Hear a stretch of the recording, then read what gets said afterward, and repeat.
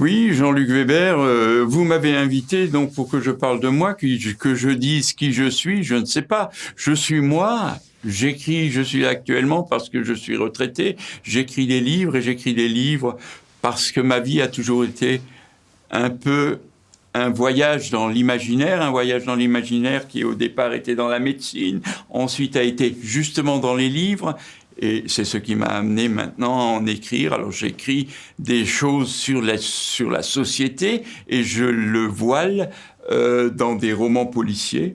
C'est un peu une façon de voir les choses. Sinon, pour moi, la personne, pour ceux qui pensent, on pourrait dire que je suis un Alsacien, mais un Alsacien atypique, et comme particularisme, un Alsacien éclectique, à savoir que je m'intéresse à tout. Qu'est-ce que c'est être Alsacien ? On se posait la question déjà les 30 dernières années avec Raymond Madsen, qu'est-ce que c'est la langue maternelle ? Alors l'Alsacien peut être défini par la géographie. On est alsacien parce qu'on est né en Alsace, comme on est français par la loi du pays où on est. Mais alsacien, c'est autre chose. Alsacien, c'est quelque chose qui passe par le sentiment. On fait partie d'une entité un peu particulière. Tommy Ungerer a dit l'Alsace, c'est quelque chose qui est toujours occupé, comme les toilettes, par exemple. Et c'est un peu ça, c'est que l'Alsace et l'Alsacien, c'est un petit peu ne pas savoir où on est. Et c'est ce que j'ai essayé d'expliquer déjà, c'est qu'un Alsacien se sent toujours un petit peu complexé. Il se sent complexé, c'est moins le cas actuellement, mais il y a 1 ou 2 générations, il se sentait complexé parce qu'il pensait ne pas être compris par les autres Français, ceux de l'intérieur ou de vieille France. Il pensait aussi qu'il ne les comprenait pas bien parce qu'il ne maîtrisait pas assez le langage. Maintenant, il y a des Alsaciens qui n'ont plus ce défaut, puisqu'ils ont appris le français comme les autres Français, qu'ils parlent l'anglais comme le monde entier parle l'anglais, qu'ils parlent de plus en plus mal l'allemand, ce qui n'est pas à son avantage. C'est là où l'Alsacien n'a pas été intelligent. Il avait un capital qu'il n'a pas continué à exploiter et qui le met maintenant, par exemple, sur le marché du travail, en moins bonne position qu'une génération ou 2 en arrière. Bon, c'est que ça. Alors l'Alsacien, c'est toujours un petit peu un rêveur décalé, peut-être. On peut se sentir alsacien et être d'autres origines. On n'est pas forcé même d'être né en Alsace. Parler l'alsacien, bon, c'est presque devenu une image d'Épinal, mais c'est bien de parler l'alsacien. L'alsacien est ma première langue. Je rêve en alsacien, et comme on disait tout à l'heure, j'ai évoqué déjà ce fait, quelle est la langue maternelle. On en parlait avec Madsen, on a dit c'est la langue dans laquelle on rêve, peut-être dans laquelle on pense. Je suis allé, moi, jusqu'au dire, la langue dans laquelle on fait des sudoku. Je sais pas, oui, moi je rêve en alsacien. Alors on est allé jusqu'à dire, avec Madsen, évidemment, pour ceux qui le connaissent, il est un petit peu dévoyé et décalé. Il mettait tout sur thèse, c'est le langage de l'amour. Quand on aime quelqu'un, c'est alsacien. Seulement, bon, l'alsacien, c'est une langue dans laquelle on peut pas vraiment dire « je t'aime », puisqu'il y a un décalage entre le sentiment et la façon de l'exprimer. Mais bon, c'est un particularisme de l'alsacien, je crois qu'il existe dans d'autres langues.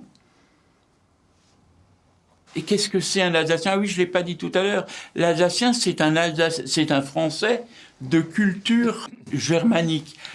Mais de culture, ça ne veut pas dire on peut évoquer, travailler sur la culture germanique sans forcément parler une langue germanique.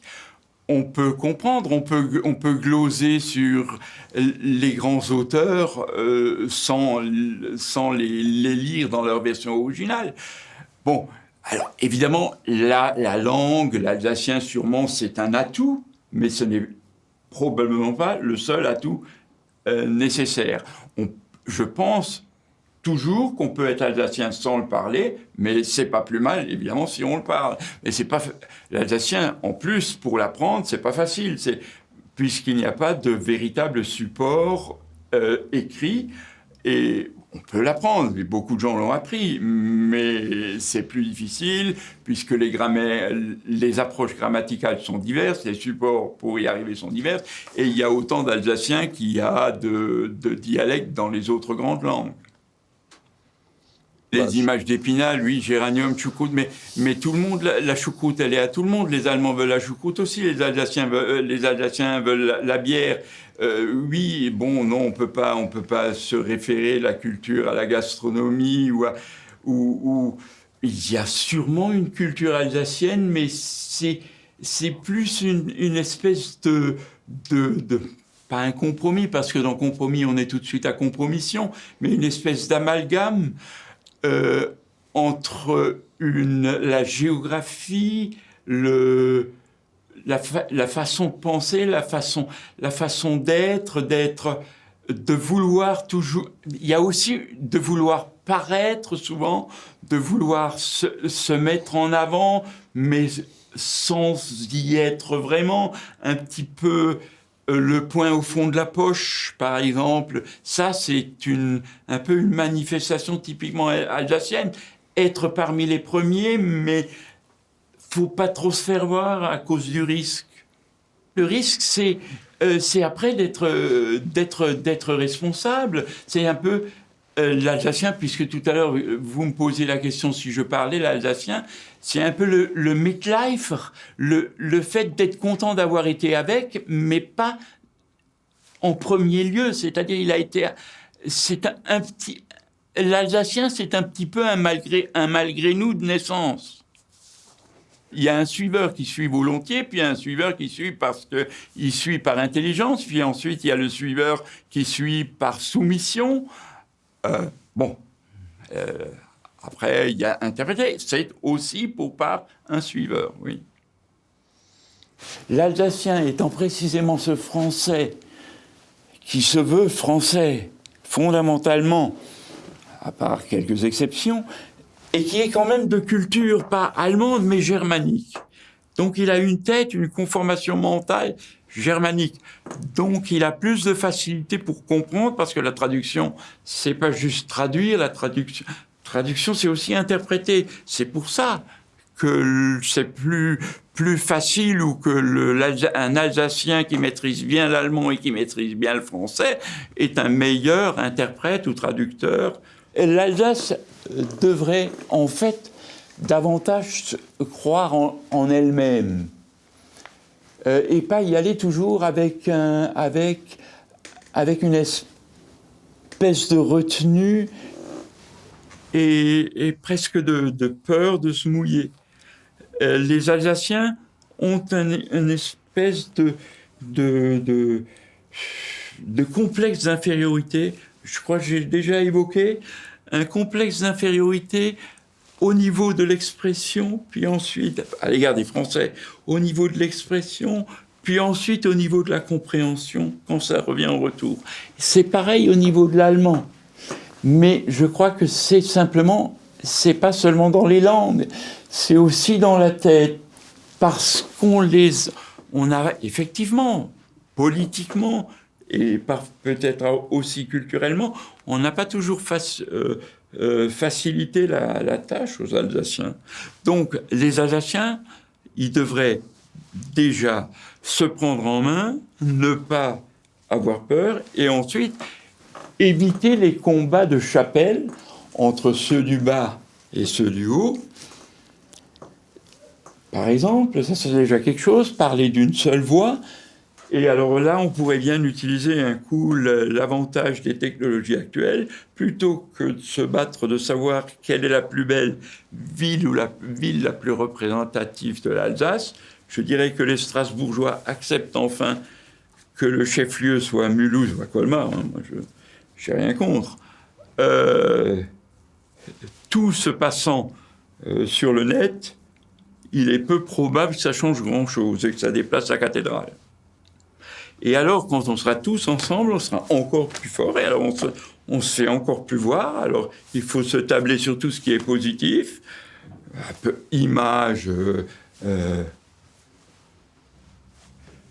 les images traditionnelles. Et puis, il faut montrer qu'il y a aussi de l'innovation, parce qu'il faut aller de l'avant. L'Alsace du 21e siècle, c'est pas l'Alsace du 19e. Mais bon. Et après, peut-être, oui, on reparlera ou on redéveloppera là aussi l'alsacien. Et on redéveloppera aussi, peut-être, à travers l'alsacien, un nouvel usage ou un nouveau co-usage de l'allemand. Parce que, quand on regarde la Bretagne, par exemple, quand j'étais gamin, on allait beaucoup avec mes parents en vacances en Bretagne. Personne ne parlait le breton en Bretagne. L'invention d'écrire Oazone à l'entrée de la Bretagne, aux portes de Rennes, elle est venue plus tard. Personne n'a jamais parlé le breton à Rennes. Rennes n'est pas en zone bretonnante. Et pourtant, après 50 ou 70 ans sans breton, eh ben on recommence en Bretagne à parler le breton. Alors je pense qu'on n'est jamais en Alsace tombé aussi bas au niveau du dialecte alsacien qu'en Bretagne pour le breton, dont je pense qu'on pourrait aussi envisager sur la base d'une espèce de renouveau, d'une espèce de redynamisation. Je pense qu'on peut aussi redévelopper la langue. Parce que la langue reste quand même un vecteur.